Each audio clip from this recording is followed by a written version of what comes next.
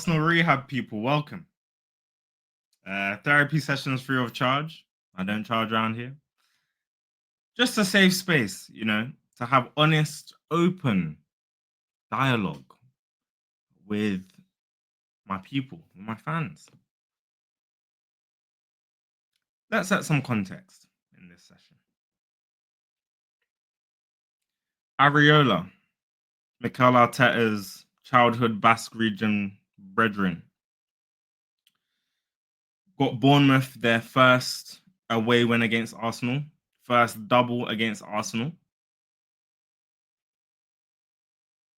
Man City, just behind us in the table, now registered another loss, and we still played our full strength team.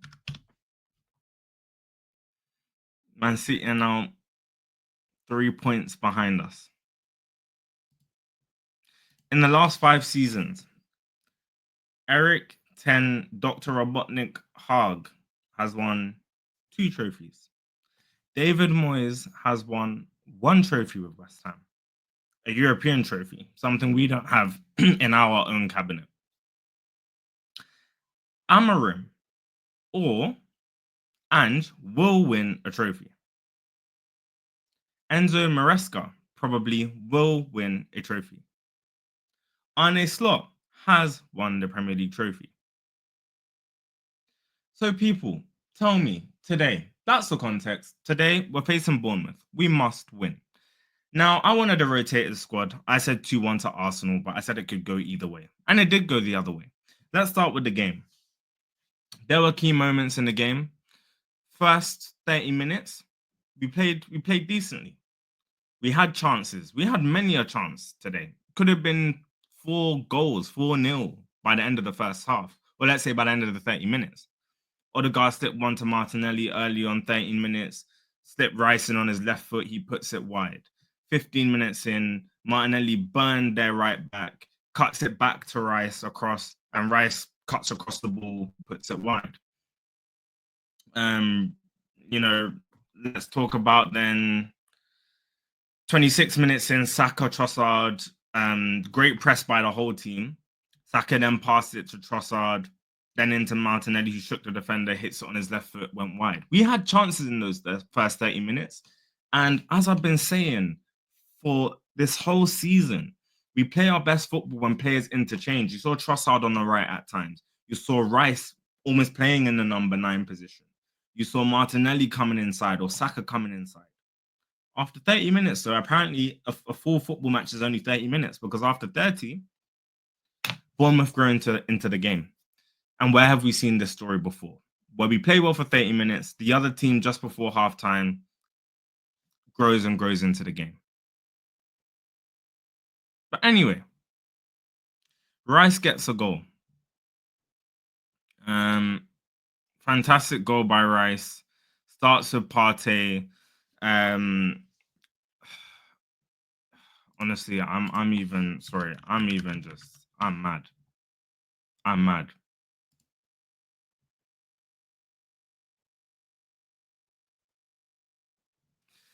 "33 minutes in, Saliba into Partey, plays it quickly into Odegaard, zips the ball in. He plays a great through ball. Odegaard played a great through ball to Rice, who goes around Kepa and puts it in. 34 minutes, great goal by Rice. Should have scored more before that. But again, Rice has the application. Even when he's not performing well, he goes again. He was getting in the right areas. Odegaard today couldn't take a touch of a ball. Raya played simple passes to him and he couldn't take a touch. Or he was fluffing the touch or was bouncing off him. Terrible game by Odegaard. Don't care if he got the assist. Terrible game. Take him off. Should have come off by 60 minutes. Second half. We go into the second half now. After that Rice goal, we were on the back foot for the rest of that first half. Second half. Odegaard bad touches perpetually. The next best chance we probably had, Odegaard made a driving pass to Rice, who hits it to Martinelli back post. Martinelli should hit that first time. Why do you not have the confidence to hit that first time? If that's Saka, he hits that ball first time. Doesn't do it, takes a touch, lose possession. Skelly played a lovely ball into Saka 55 minutes in.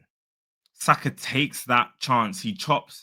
Saka being on the left side this time, he chops back, hits it right foot, curls just past the post. This team pissed me the head off. We are the team that have conceded the most in terms of the highest percentage or the most from set pieces. I think 45% of our goals are conceded from set pieces. We literally conceded from a throw on. And you could tell by 50 to 60 minutes, the team was blowing. Partey was blowing. They were running ragged in midfield. They were just running the team down. You could tell we were blowing. No subs from Arteta. They get a throw on, throw all the way into the box. I think it was mainly Partey that was marking Huijsen, player that we're linked with. Nada. Huijsen just jumps, easy header, in, done. Done.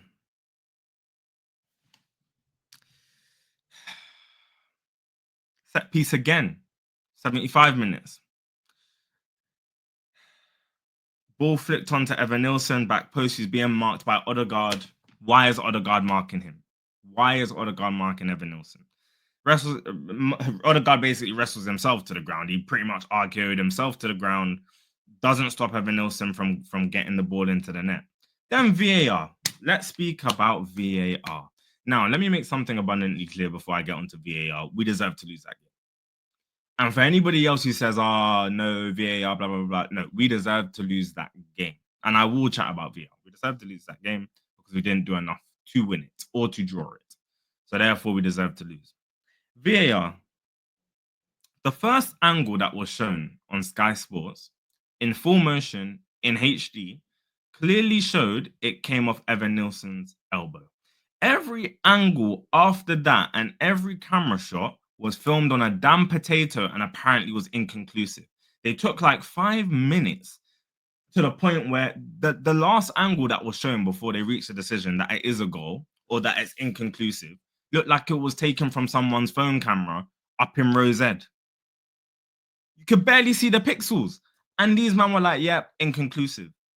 Watch that back. I guarantee you that is an elbow that puts that ball into the back of the net. But hey, let's not hone in on VAR. That's not a goal in my opinion. These don't need to start getting fines. These don't need to start getting fines.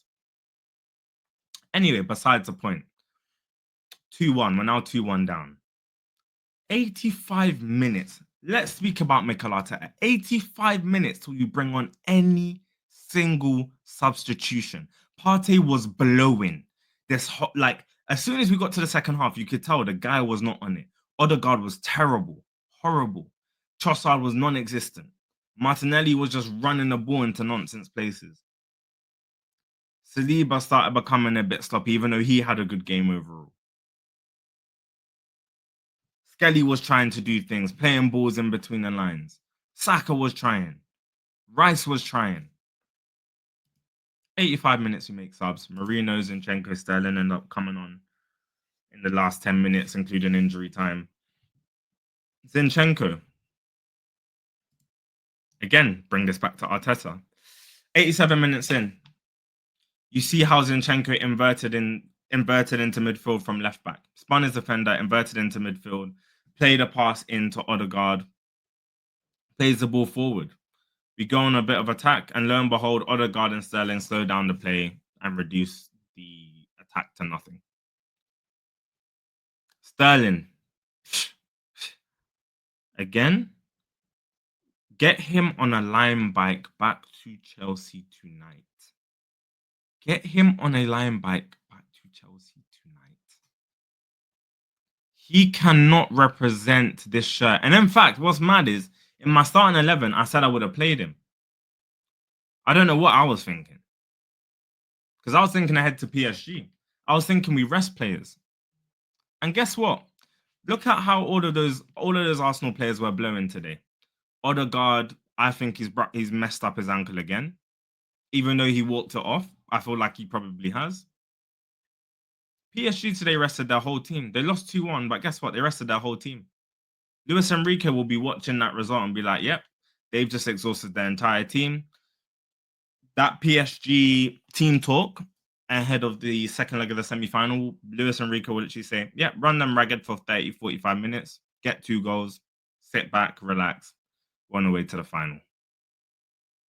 on the way to Munich. Mikel Arteta, 0 out of 10. Your game management is washed up.